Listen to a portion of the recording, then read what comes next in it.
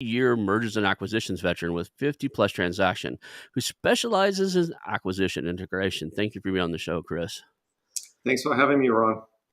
Cool. So I always like to start off with kind of like your background and how you got into this. You've got a really cool background, and so tell us kind of your background in mergers and acquisitions and how you got into the space.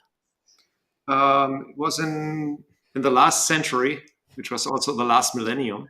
1996, I started with Anderson in Germany, and I started working with GE Capital. And they, at the time, did a whole series of acquisitions, GE style, and acquired the modular space like containers for offices and things of that nature, not for transportation. And we did about 20 acquisitions and created a market leader in Europe in that space from scratch. And so that was my first M&A project, and I was completely hooked, and I just want to do M&A projects after that. And since then, you've actually done M&A projects for like Cisco, Symantec, and a bunch of other companies, right? Yeah, I kind of went inside companies that did deals, and then I went back to consulting. There are pros and cons to it. I was internal to Cisco and Symantec. We did a lot of deals there. The thing is, if you're internal to M&A and then your company doesn't do any more M&A, then you're sitting there doing other type of projects. And when you're a consultant, you're a little bit more flexible in regards. So then you just go to a different client. So that's why I kind of went in and out. Right now, I'm with Slalom Consulting, which is a international consulting firm. We have about 15,000 people, and we are focusing on M&A. That's what I do right now. It's interesting is I didn't realize how big Salome was until I looked at it, and it has like 11,000 plus employees on LinkedIn, which means you have to have more than that because not everybody has a LinkedIn profile, right? Or connect, or has updated their LinkedIn profile since they got their last job. Most individuals will leave their LinkedIn profile outdated until they're looking for a job.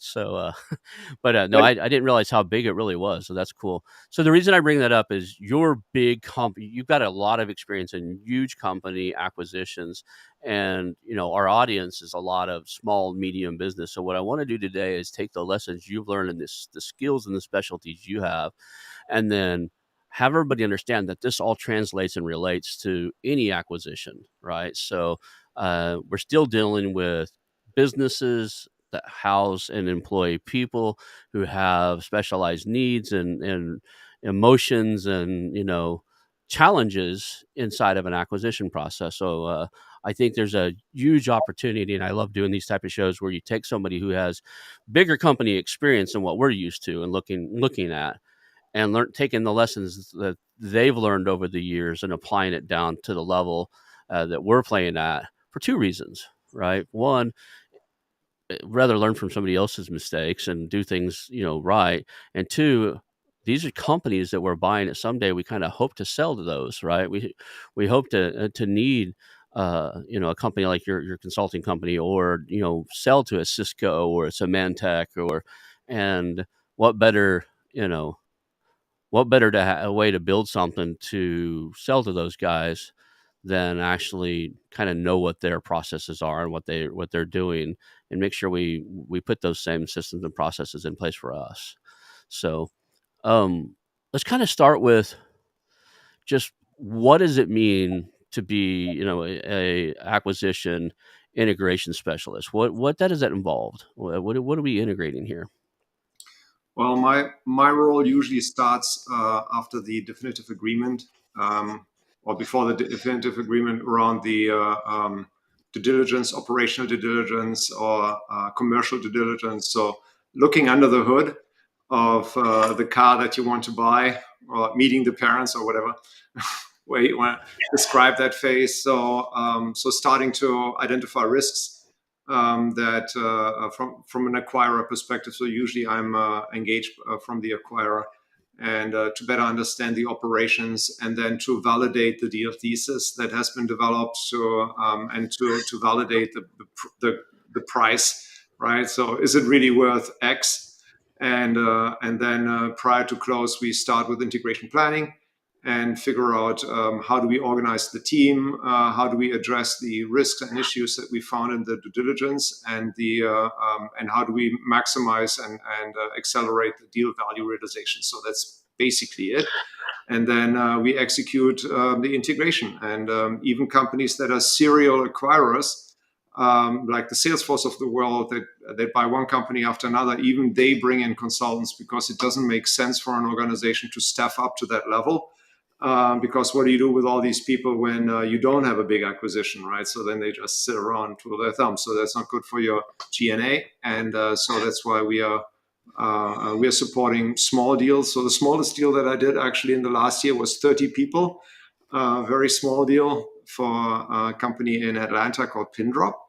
And the largest deals, I mean, they can go into the billions for sure.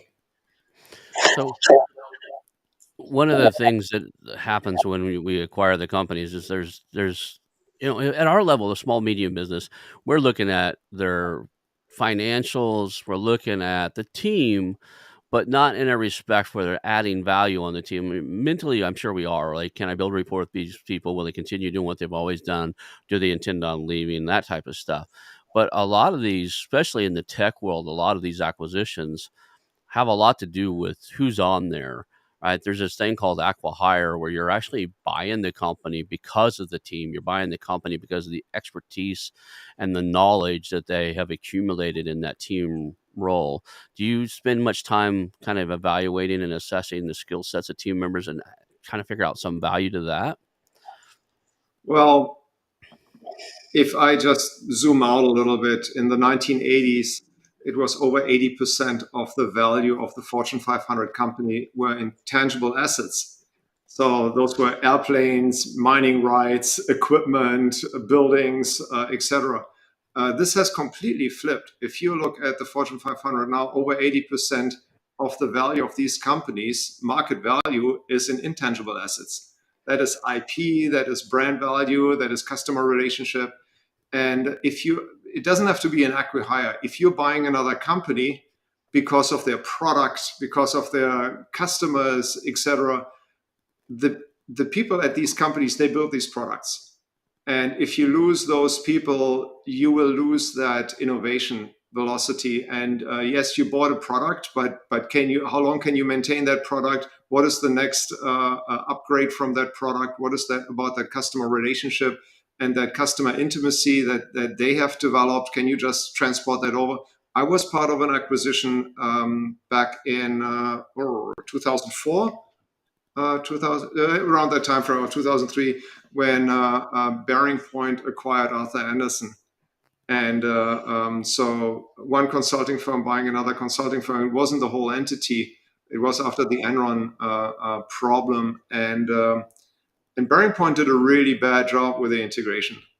And despite the fact that we are both consulting firms, and the consulting firm business model is, I think, the most simplistic one out there. You've got utilization times billable rate, and there's your profitability model.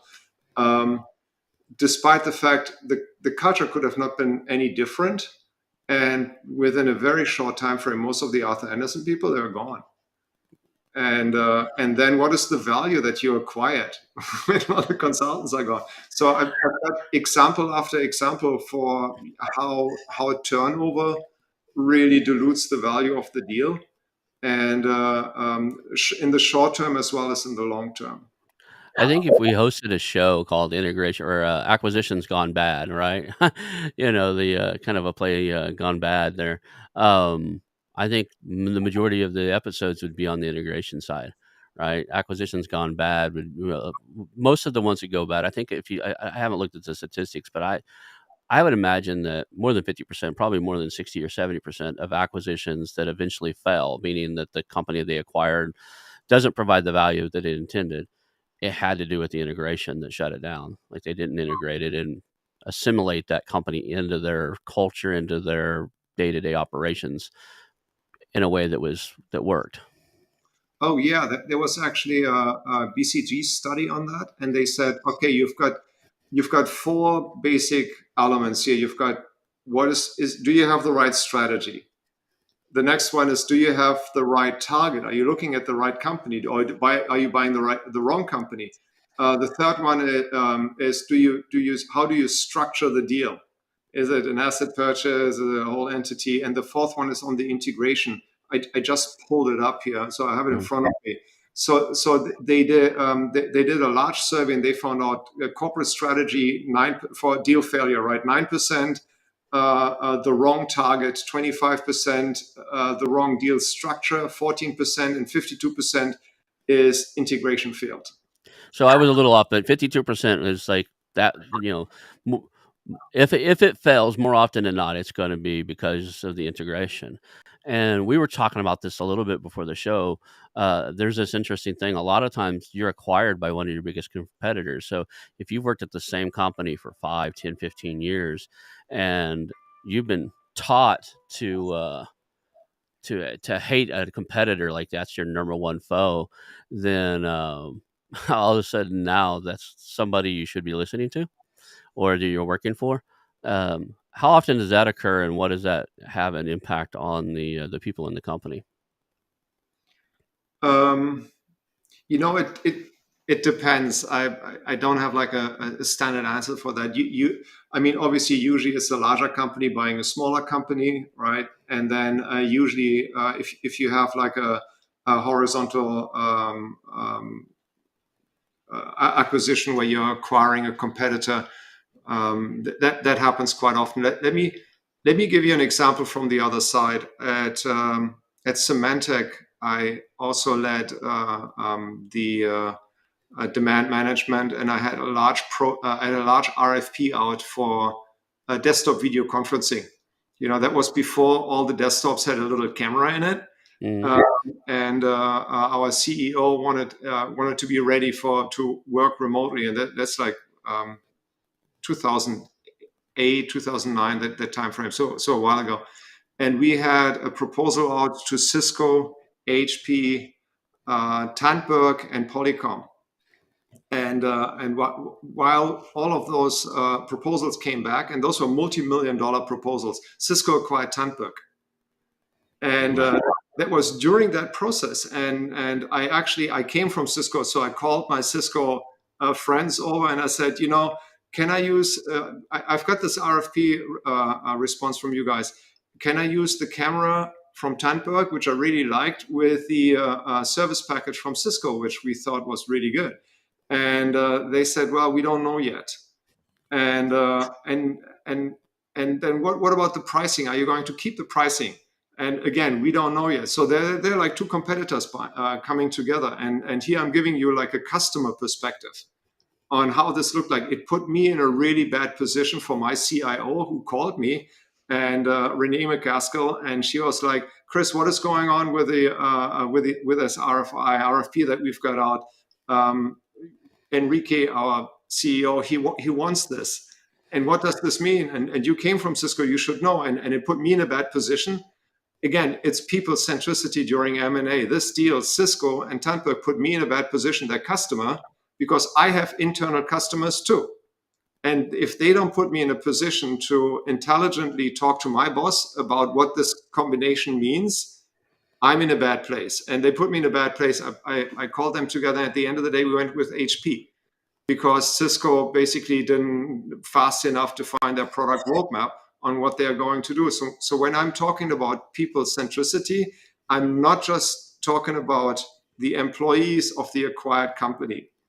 I'm talking about customers as well. I'm talking about partners and vendors. What happens to your vendor base when you acquire your competitor and your partner out there, he is very successful selling your product, but he is not carrying the product of that competitor. And that partner did a good job building your brand in the marketplace. And all of a sudden, you're expecting that company or that individual, maybe an individual or a team at that partner, to also sell who he badmouthed in the past. Back to your example, it is very difficult, and it may put them in a difficult position. And it's not enough to just send them the marketing enablement material and say, "Hey, good news! You sold A before, and now you also can sell B because we acquired B."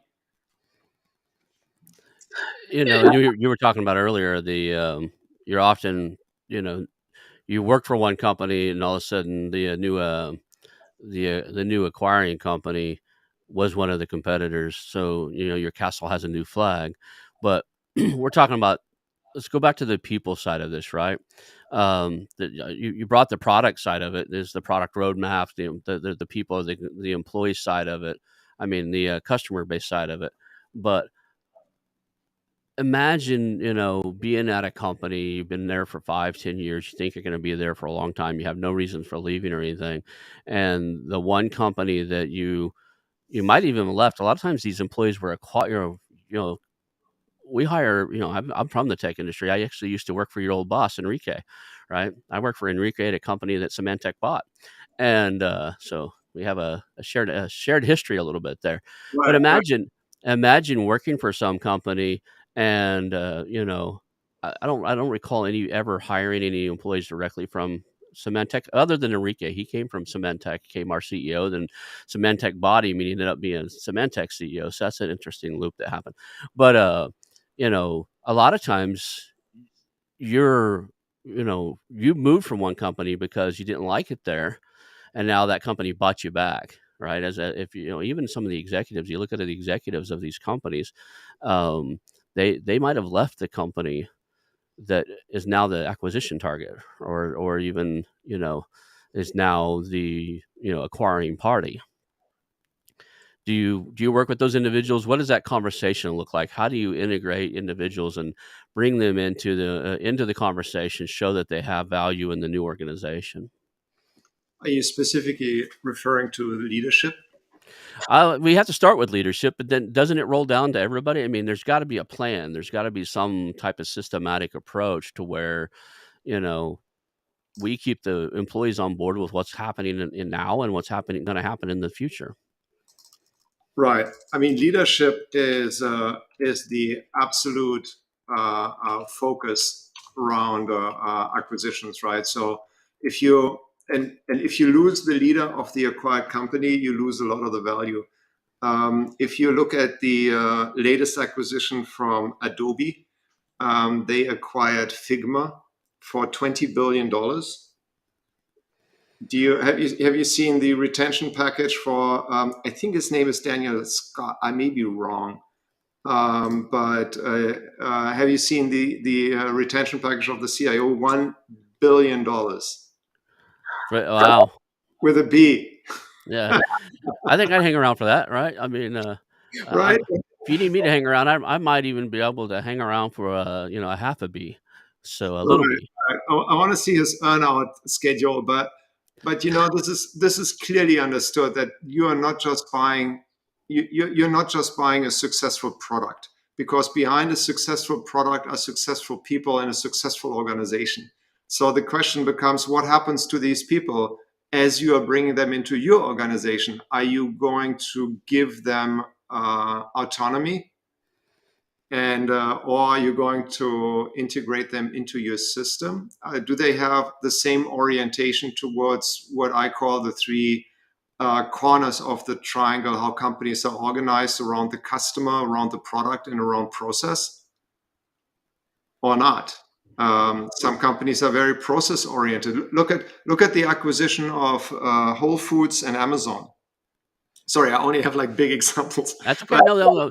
I want to take these lessons from these big examples and figure out how do we apply that to the small to medium business world, right? So I love the big examples. So Amazon buys Whole Foods. You were going somewhere with?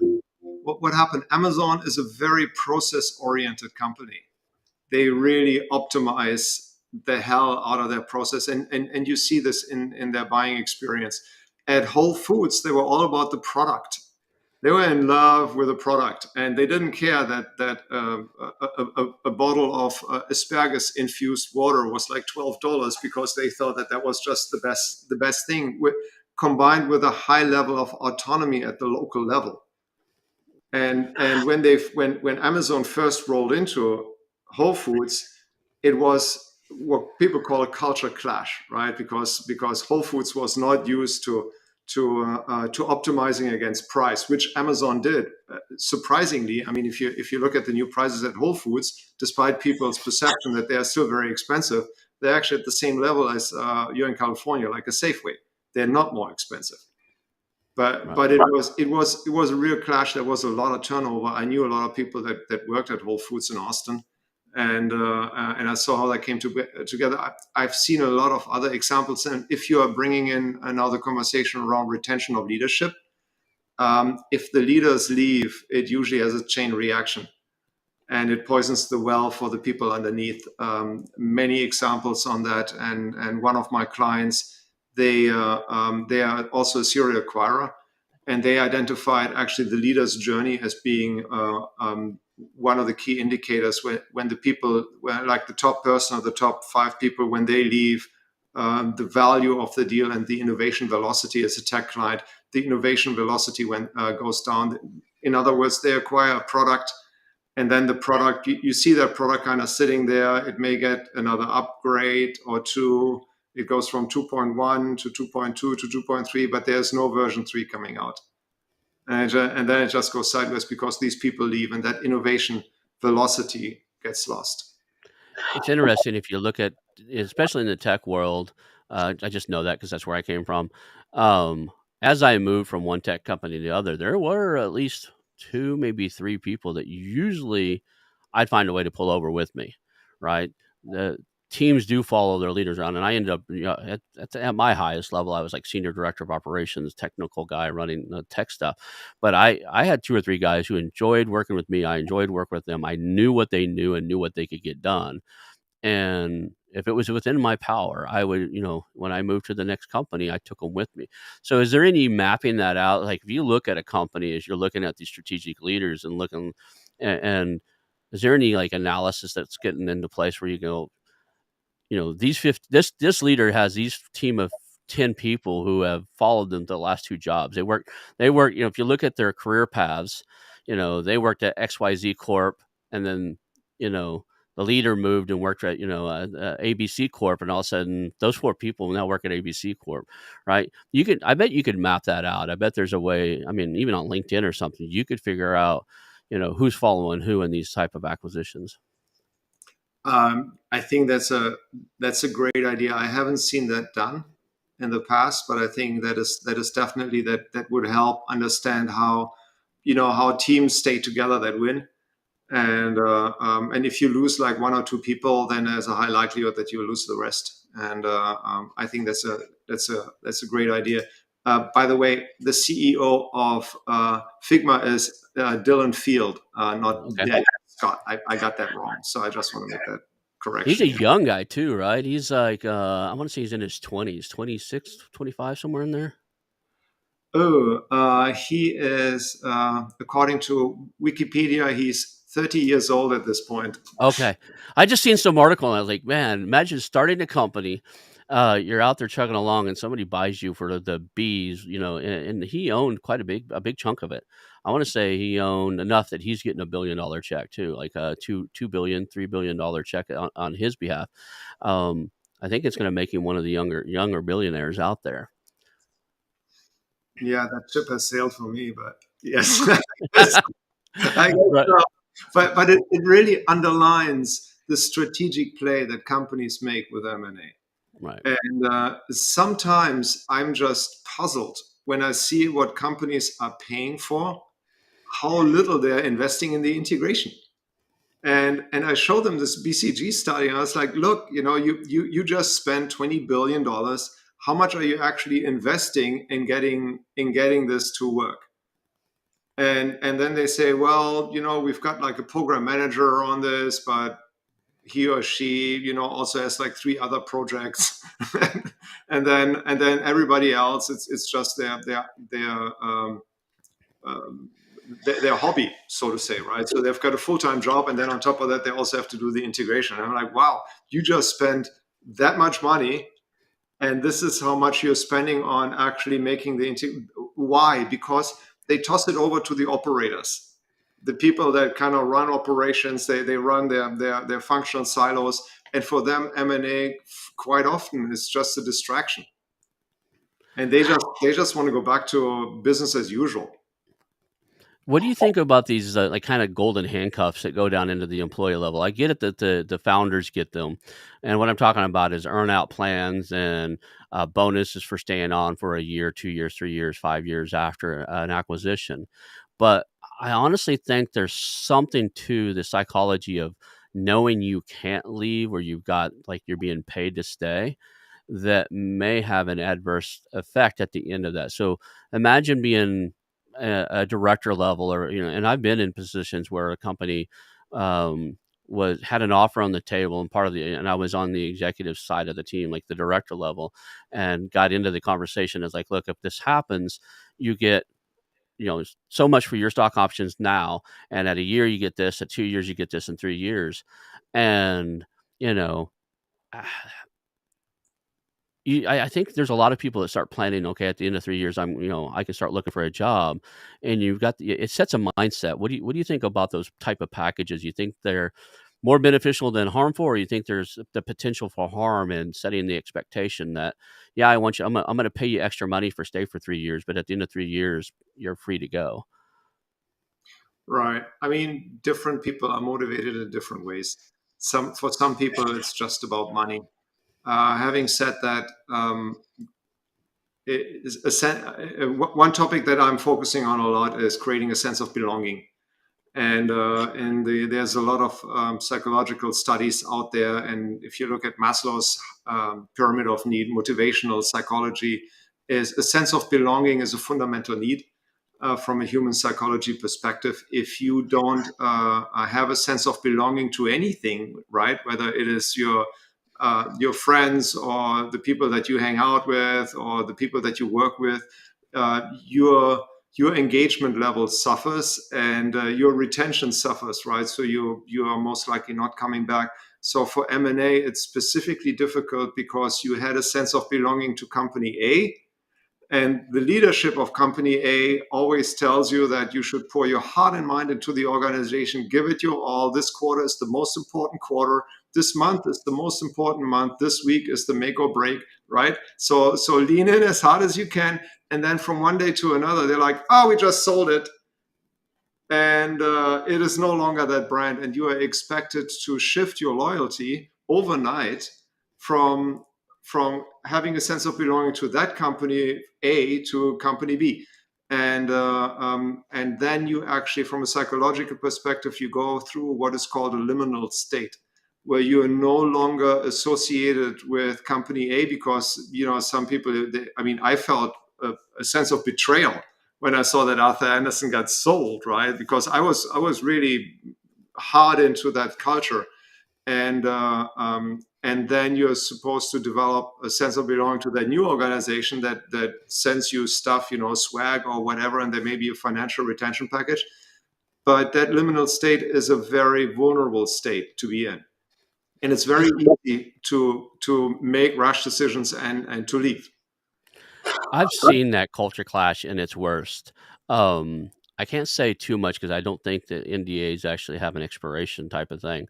But as far as like who the company, I know I can say I was hired at one point for a short term contract. It's probably 3 months, maybe 4 or 5 months long, and I was in and out. Red Hat had hired or had acquired. So Red Hat at this point was a Linux system operating system, and they had acquired an open source tool that was previously open source. Now, Red Hat was open source, and then they had a paid product they added onto it to make like their service packages and stuff. And um, the company they acquired, actually, the employee culture considered Red Hat a sellout from day one.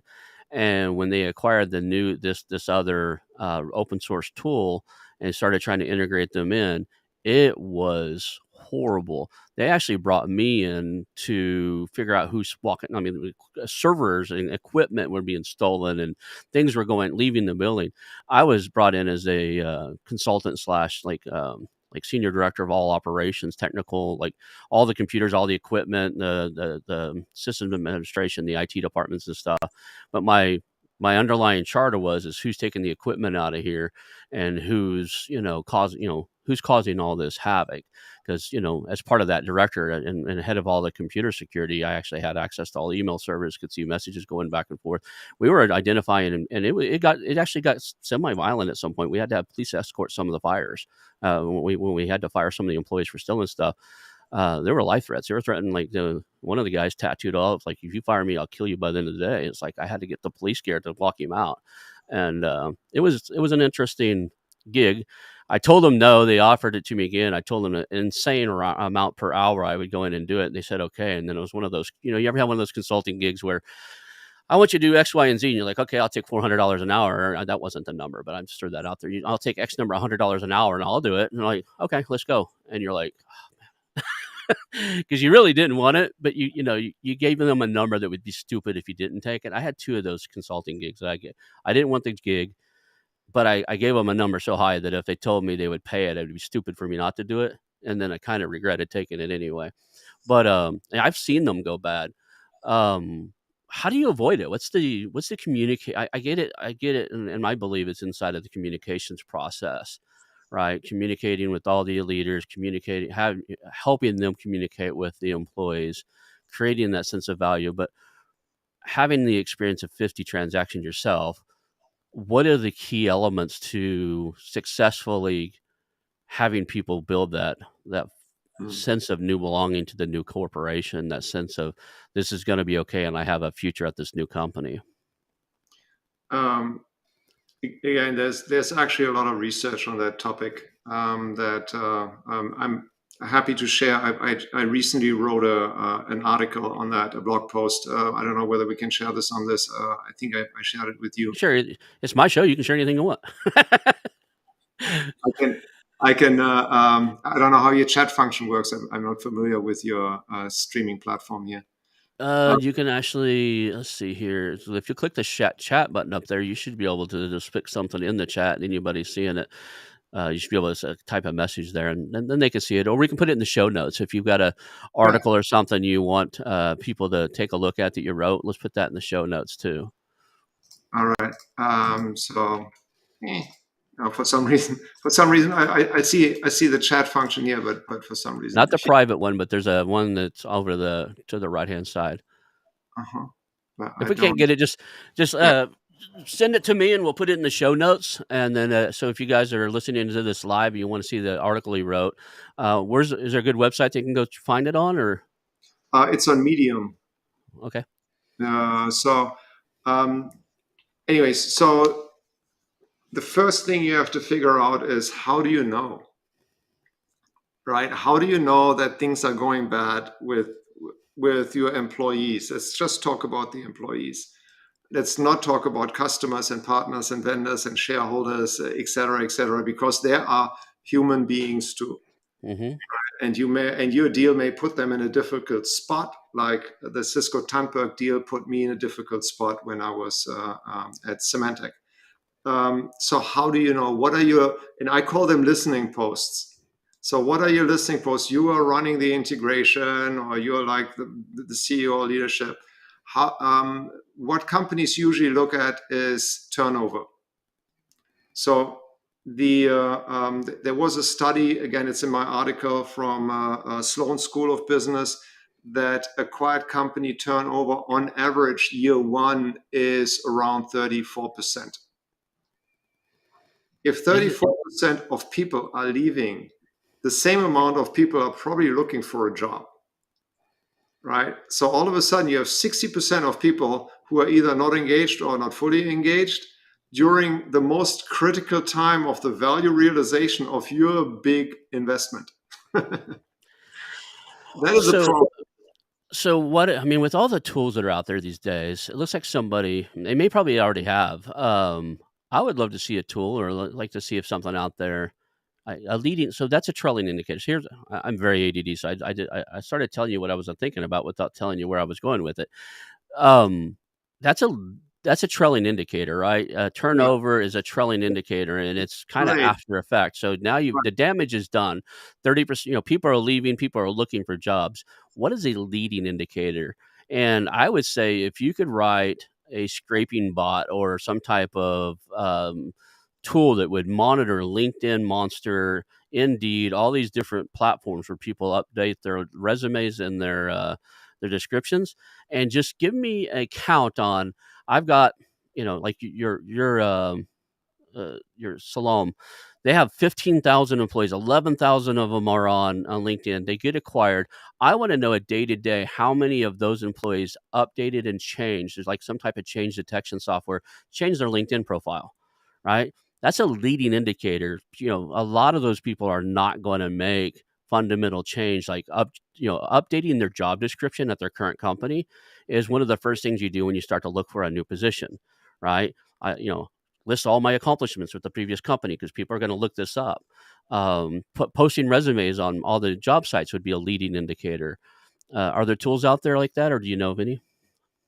You know, the announcement of an acquisition is also ringing the dinner bell for all these headhunting companies, right? That's when they go after people. So I know that I can I have a recruiter license for LinkedIn. I can certainly see who is putting their flag to open to work.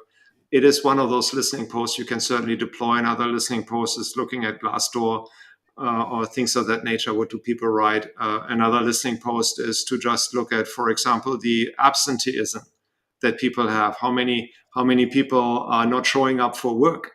How many people vandalism? You mentioned vandalism. Sometimes you see vandalism rates go up. These are all indicators and listening posts that will tell you that things are not going well. And a lot of companies do a 30, 60, 90-day survey with an acquired company where they actually ask them questions. You can have change agents. There is no silver bullet, right? But these are all, it is very important to define what are your listening posts and to identify where do you have problems, because sometimes you have problems in specific areas of the population, not everybody. And then you can go in there and then you can define interventions in order to counter steer. If you don't have that, you are left with like 1 inch deep and 1 mile wide, and it's the same thing for everybody. You really have to have a nuanced approach, because people in engineering are different than people in sales. They're different than people in finance and in HR. They just tick differently. And for some of them, it's much easier to go through a change like this. And you need to know who you're dealing with, and you have to get your mind around that quickly, because you can't wait for the next survey a month out to figure out that it's like it got really bad. Right. So that's basically, and in general, you ask for what are the things that you can do in order to create a sense of belonging. I see a lot of companies, they say we do no harm approach. We leave them separate. We leave them standing out there. Yes, we acquired you, but we leave you alone.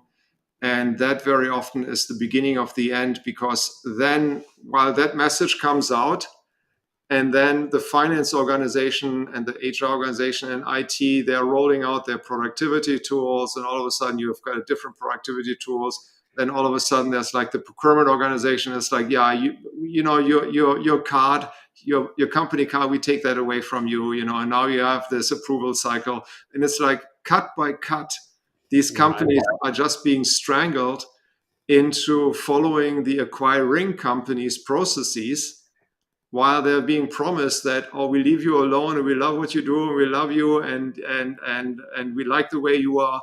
And that is a recipe that I've seen fail over and over again. We just leave you separate.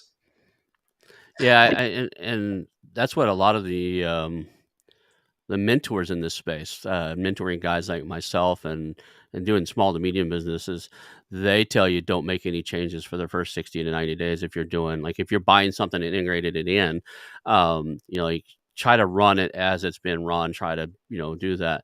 And, I've seen some bad, even small integrations. All right. I know a guy that's been on the show. He's a friend now. He bought a company and, it was one of his competitors. It was a smaller competitor. And the first thing he did is like, well, they don't need an administrative assistant. I have two over here. He let go of their office manager. Well, they didn't realize that the office manager at this company was also the executive administrator, did all the coordination, that's ordering all the supplies, paid all the bills basically there. So all the software subscriptions and everything, all the engineers needed. She did so much more than you would think would be a normal, administrator. And his administrators answer the phone and schedule appointments for their execs, right? So he lets this person go, and the thing almost fell apart. He begged for her to come back and had to give her a big old raise to get her to come back and clean up the mess he made. But that happens all the time, and I'm still kind of stuck in my mind that there's a tool out there that maybe somebody's already developed or not developed, and that's normalizing like what's normal in your company's LinkedIn, in your company's employees' LinkedIn profiles and online presence, as far as how often do they update their profiles, all that. If you normalize that and you start to go into an acquisitions and merger cycle, you could have an early detector pretty quickly of, wait a second, we're seeing a lot more movement now with our like on average 10% of our employees have their resume active and up to date on X number of platforms. And then the announcement happens. Does that number spike? When does it change? And if you could watch it on a regular basis, you'd almost need to do it before, I think, because you need to see what's normal, right? You need to see, on average, 10% of the employees, are just good at keeping their stuff up to date or are actively looking anyway. And then what changes, that change detection is critical. It's kind of what I used to do in the computer security world, is like, you can tell when somebody's breaking into the computer if you just run a really good change detection program, because in order for them to do what they need to, they have to make changes to your configuration into your system. So change detection was, for the longest time, one of the leading indicators that somebody's messing with stuff they shouldn't, right? So anyway, just a thought process on like, how do you detect this? So Yeah, I think that that is definitely a way. But let me pull on the thread a little bit. okay. Leave them standalone. Usually, I see acquisition integration go in three chapters. The first chapter is keep the lights on, Mm-hmm. and making sure that people don't leave, make sure that you don't lose your customers, that the bills are being paid, literally that the lights are staying on. And then the second phase, quite often, is the integration of the go-to-market functions, like sales. You bring sales together because you have these better together deals. You're selling the company's products, both company products together. You're upselling into their customer base, or upselling with their product into your customer base. Support is coming together because you want an integrated customer experience where they don't have to call into that support line for that product and this support line for the other product, etc. Um, and then, so that's the second phase, is the go-to-market integration, and then everything around customer. And then the third phase is the integration of the products, where you're really bringing the products together. It takes a little longer, right? So you may have to re-platform things. You may have to make sure that the product features are aligned. And if you look at a lot of companies that acquired other companies, years later, you still see the products being like very separate. And so the product integration takes the longest. So if you look about these three chapters, I think it is very important to have a vision for all three chapters right at the beginning. Right at the beginning, we keep you standalone, then we bring together the go-to-market and customer-facing functions, and then we bring together the products. And the long-term product roadmap looks like this, right? Right. So the platformization of the products, for example, a big topic in the SaaS industry. So I think it is so critical for bringing people along on the journey, to spell out the journey at the beginning, so where this thing is going, and then make sure that people can see themselves and see how their individual careers fit into that. How do the bigger acquisitions do the initial phase of it, knowing they're buying the right thing, right? You are you involved with a lot of that, like targeting, making the acquisition? What am I looking for here? Um, hey, we're looking for a company to solve our supply chain management. Can you help us identify supply chain management, companies that have great supply chain management that would fit right in with us and our culture, our procedures and stuff. Are you involved in that, like defining of an acquisition target at all? I'm personally not. That's not something that I do or my team does. We have people at Slalom that do this type of work, looking for acquisition targets, Mm-hmm. but it's not something that I'm focused on. So and I mean also what kind of buyer, right? Are you looking for like a private equity buyer that buys into a portfolio of company, or are you looking for like a strategic buyer that looks at something that in order to accelerate their strategy? So either one. I always love a great story. Let's just do it story time real quick. What is one of the most memorable transactions you were involved with that, you know, you and your team and your whether it's this company or a previous company, you've seen things happening, we're able to turn it around, or I mean, what's the most interesting uh, thing that sticks in your mind about one of the deals out of all the 50 transactions you've been involved with? There's got to be a few that stuck in your mind. Yeah, there are for sure. There are many that stick to mind. Let me tell you. Like first, like one of the worst ones that I've seen was a transaction in the fintech space. They acquired a company for what was it, $500 million, roughly, right around there. And I got involved. So I was talking on and off to their executive team, and they're like, "Yeah, we've got this. We can do this ourselves." And then once in a while, we would have a conversation. I was like, "How are things going?" "Well, it's not going so well, but we've got this." And at some point, they told me, "Well, we need your help. Here's what happened. We just had to fire the CEO of that company, literally walk him out of the building. The head of the HR organization has left, and the head of the finance organization has left. We don't have them integrated yet, and it looks like much of the HR organization has also left, and that was during the pandemic. And then I asked them, so do you actually know who is still there? And they're like, yeah, we can look at the paychecks that we're still cutting. And I was like, yeah, but you cutting somebody a paycheck doesn't mean that they are still working for you, because it looks like you completely lost control of that organization. And do you have any login scripts from the IT organization that we can use in order to see who's even still logging in on a daily basis in order to compare this? And they said, oh, that's a good idea. And then we found out that over half the people that they were paying were not even logging in anymore for like weeks. So they probably were already working somewhere else or on vacation or whatever. But it was, and then they asked me whether I have any qualifications that I can share with them on where I've seen something like this before. And I was like, I've never seen something like this. This is the worst I have seen. You have completely lost control of that acquisition, and you just spent $500 million, and you already have the next two acquisition in the pipeline, and you don't even have a standing integration management office. The person running that is also running like three other strategic initiatives, and they're like, yeah, we run very lean. And I see it constantly, especially in our level, a small to medium sized business level. The people say the financials are the most important, the numbers are the most important, the revenue is the most important. I'm like, absolutely not, absolutely positively not. The people are most important. Who's working there? What do they enjoy about their job? Are they going to stay? Are they going to go? What do they add? What value to add do they add to the company? And how, and where do they want to be? Right, understanding that. I could see where things fall apart because people we're geared inside of this industry, and they're taught in school. It's about looking at profit and loss statements and balance sheets and numbers and patents and intellectual property, and every single person that has a paycheck is a human being with their own psychological needs. You're talking about Maslow's hierarchy of needs, and you just cut one of the biggest ones out of underneath them: safety. Right? They're no longer safe because they just got acquired. They don't know, some stranger just walked in and like straight, we teach our kids.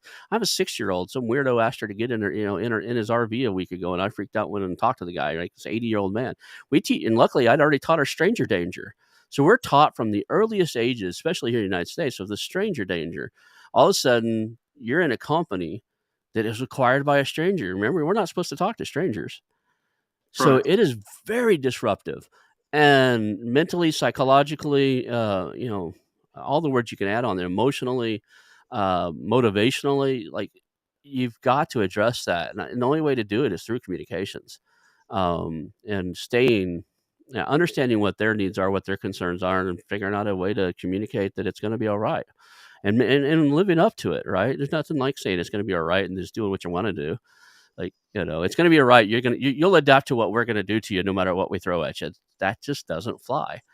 That is exactly right. We recently supported a company, and they, one of closing conditions is usually that a certain percentage of target company employees accept the offer letter. So at some point, HR will send out an offer letter, and people have to return that signed or not, right? Hmm. And prior to that offer letter being sent out after the deal was announced, we wrote a communication for the CEO, and it said why I believe you belong to us, or we belong together. And he usually, these communications spell out the strategic rationale for the deal. This is why we acquired you. This is how it fits into our strategic roadmap. We'll be doing great things for our customers. But the message was spun towards the perspective of the employees, and why this is such a good combination for them, and why they really belong together. We had 100% acceptance of offer letters. I've never seen this before. And in the first survey that we did, a lot of people wrote that communication really touched them. And because it is that anxiety that you talk about, right? It's that shock, different flag on the castle, right? It's a Yeah. shock. It is something that people are not prepared for, and the first reaction is to step back, Yeah. and it is hard to lean in again. I'd love to see that leading indicators, like, like I was talking about earlier, something out there like that before you're even acquired, that, your conditions of acquisition is that so many employees have to accept the offer letter. The day the offer letter goes out, I want to see what happens on all the resume websites, the LinkedIn's of the world, and right. That would be a good leading indicator. We send out an offer letter, and how many people rushed out to fill out their to update their job profiles, and made significant changes to the text on their profiles on various sites. Um, you know, I still think there would be some. You could tell whether or not you need to have a second communication if you actually could track that fairly well, right? Like, wait a second, we sent out our thing. We had a webinar, or a video where the CEO came in and said why we belong together, and all the leading indicators out there on the internet, looks like nobody's, there doesn't seem to be a big rush to updating profiles and updating resumes and sending them out, in the first week. Or wait a second, that still seems pretty high. Maybe there needs to be a follow up or a survey that goes out and say, hey, we just sent a communication out telling you why we think we'd work together. And my favorite thing to do is, what did we say that resonated with you? What did we do right? What can we improve on? And what did we miss? Those are at the end of every meeting I've ever had. That's what, for the last probably 10 years. That's the three questions I ask my team. What did we do well today? What did we do great? Right? What can we improve upon? And what did we just totally miss? We should have talked about what we didn't. And I think if you could see the leading indicators, and at the first second of sign of trouble, have those type of conversations of what are we doing okay? Where do we need to improve? And what are we missing totally with this? And I think people would tell you. I really think if you asked, they want to be heard. Yeah, I think that's absolutely right. And another mistake, you ask for what are the things that you can do. A lot of companies make the mistake that they treat hired employees the same as acquired employees. And acquired employees, obviously they're very different than hired employees. They don't have the moment where you get the job, right? That's always great. You go through interview cycle, you get the job, you're super excited, and you start day one with this excitement, right? Acquired employees, it's the other way around. They You just never you inter Yeah, you just went from a love marriage where you selected your spouse, right? Your job. You went to that dating process, the interview. You got married. You got hired, right? To an arranged marriage. Guess what? You're married to this guy now. Then you're waking up next to somebody else. Okay, that's Yeah, you roll over and go, "Who the heck's this?" Right? Oh, yeah, we rearranged it. You have an arranged married now. right. Meet meet Jose. Right. He's your new spouse. So Exactly. The second reason is when you hire employees, they come with a clean slate. They have not they don't have a day job. Companies, acquired company employees, they have to keep their business up and running while they're doing the onboarding with you. So they have a full day job. They can't. They're just their day is already 8 hours full. And the third reason is that if you hire an employee, usually you bring them into your team and they're surrounded by people that have been there for a while and they have figured things out. So they basically have an organic support network around them. Acquired employees, quite often they move in teams. So they are not surrounded by people. So if you have like a clunky expense reporting system, right, and you have to enter your expenses, you can't just turn to the left or right and say, hey, Fred, how do I do this? Because they are just surrounded by people that also are new to the process, new to the tools, new to everything. So and it's very different between there's that higher. mob mentality too, right? Like if you like you just talked about that scenario where you've got an expense report and you're the acquiring company, the one doing the acquiring, it's kind of clunky, and a new team just moves over to it, and one guy's mad about it. There's a mob mentality where the next guy's mad too. So when you turn to get support, he goes, "Yeah, I hate this thing too," and the next thing you know, it escalates, right? It's the mob mentality of like it spirals. It stirs it up even more. So I can see where I mean, right, it's absolutely critical. That's exactly right, and very quickly you create these echo chambers of negativity within the acquired company employee base, and that's what we see with our listening posts. We see how it spreads, and that's Yeah. why it is very important to have these short feedback loops where you catch this early on and you go in there and you talk to people and you try to figure out what you need to do. And it's like, oh, it's the expense system is just the worst. And okay, we just dedicate a support person to you from the finance organization or procurement or IT or whatever to work with you through this. And people see that you're making an effort, and people will take note of that, and they will know that things are not perfect, but you're making an effort. You don't just leave them stranded, and it can make a huge difference in a very short period of time. I can see. I think for the next, I've got a couple I'm working on negotiating. When we acquire our next target, that I think probably weekly.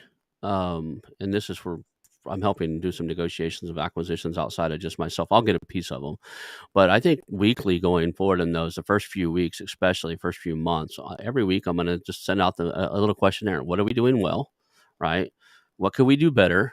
And what are we totally missing? And a lot of times I honestly see, and I've done this before, the what are the missing isn't that it wasn't on your roadmap or that you weren't intending on taking care of the missing items. You just weren't there yet and you hadn't communicated that or understanding the value of that missing item. You underestimated the value of that missing item to those individuals, right? So you might have something like, yeah, we're going to get the payroll integrated too, but like it's 6 weeks out, and then your missing items is like, why are we still getting separate paychecks than everybody else? Why are we having to do two different payrolls? Like especially HR departments, why are we running two different payroll? Why are we having to do this two different ways? And just that, what are we missing? A lot of times happens to be just a communication process. Like, yeah, we've identified that, we know we're going to deal with it. We're going to deal with it in week 8, right? Right now, let's tackle these other things, but Getting visibility into what are the things that you bring together, mhm. and that's why we don't call, or we often call the acquired company employee onboarding process longboarding. It takes longer, and a lot of companies, they think the onboarding process first 2 weeks or 3 weeks and then you're done. Well, for acquired company employees, it's much longer than that, and you have to treat it like an onboarding process where you give people slack and you give them time to learn and time to adopt, because you can't expect them to come in with the same excitement like hired employees. It is just different. You cannot treat them the same way.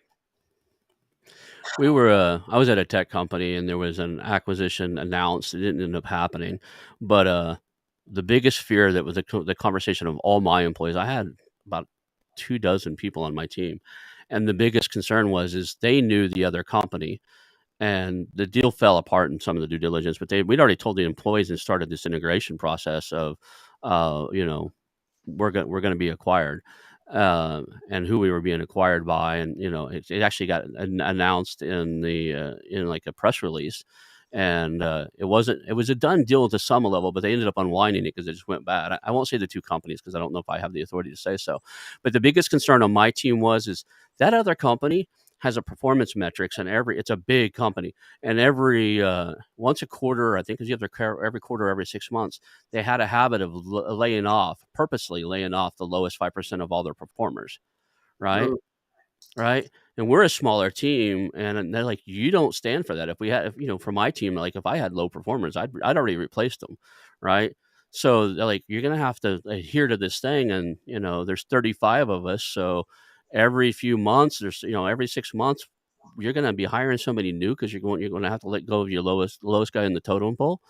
And part of you's like, don't be, you kind of joke with the guys at first because you didn't realize. At least I did. I was like, yeah, don't worry about it. You're not the lowest guy in the totem pole. He goes, yeah, not now, but what if I am? Right? There's that underlying fear of two different cultures, two different things, and you'd be surprised at how well, especially in today's time and internet and access to Glassdoor and everything, people know the culture and the business practices of this other company. They just know it. It's out there. You think it's a secret. You think it's internal cultural type of things, but I would venture to say there's very few true secrets anymore. Like Coca-Cola keeps a recipe a secret. Short of that, everything else that happens at that company is probably on Glassdoor, right? Right. And perhaps there's really nothing there in regards to the Coca-Cola secret recipe. Yeah. It's called So sugar. yeah, lots of sugar, right? Maybe that's what we need to do with these acquisitions. We make sure everybody's loaded up with caffeine and sugar, and they'll keep them happy, right? We keep the dopamine and the endorphins up high, and Right. just all right. Well, I've asked a lot of questions. We covered a lot of topics. Let's cover the two main things we need to cover because we are past the hour mark. So, how do people get a hold of you if they want to reach out to you and have you help them out with that? And kind of what is the target customer like? If what size of a company would be realistically to come work with you? Right. So you can find me on LinkedIn, Mhm. Chris von Bogdandy. That's probably the easiest way. Another way is through my email, chris.vonbogdandy@slalom.com. I'm not going to spell that out. Uh, It'll be in the show notes, right? we'll be in the show notes. And again, we are supporting small deals. The smallest deal that I did last year is 30 people, $20 million acquisitions, a really small deal. But it was important for that company to get it right, and also they wanted to develop M&A playbooks for all the functional areas. So because they were going to do more acquisitions in the future, so we basically developed the playbooks, and it was almost like a primer. That acquisition was a primer. They did a couple of more deals after that. So yeah, and all the way, we do multi-billion-dollar acquisitions as well. But certainly the smaller deals, it's really, if you're looking at the investment that you're making with an acquisition, thinking through how do you de-risk that investment and how do you accelerate the value realization, is in my mind worth an investment, and especially for companies that mostly grow organically. Okay, awesome. Three takeaways. If somebody can only remember three things from the show today, and of you, like remember three things they learned from you and want you want to be known by, what would you say you want the three takeaways for today to be? If you don't get the people piece right, you don't get anything right. Number one, onboarding acquired company employees is different and much more complex than onboarding hired employees, is number two. And number three, think of not just the people of the acquired company, but also your people in your organization, the acquiring company. your customers, your shareholders, your partners, your vendors as human beings that will be disrupted by that transaction and that need empathy and that need a plan for making sure that they're coming along on the journey. And don't just assume that because this is great for you and your strategic journey, that it is great for everybody. Right. I get that. I appreciate it. Thank you for being on the show today. Hang out for a second when we're done. And that's the show, guys. Thanks, Ron. Thank you for having me. I really appreciate it. Awesome.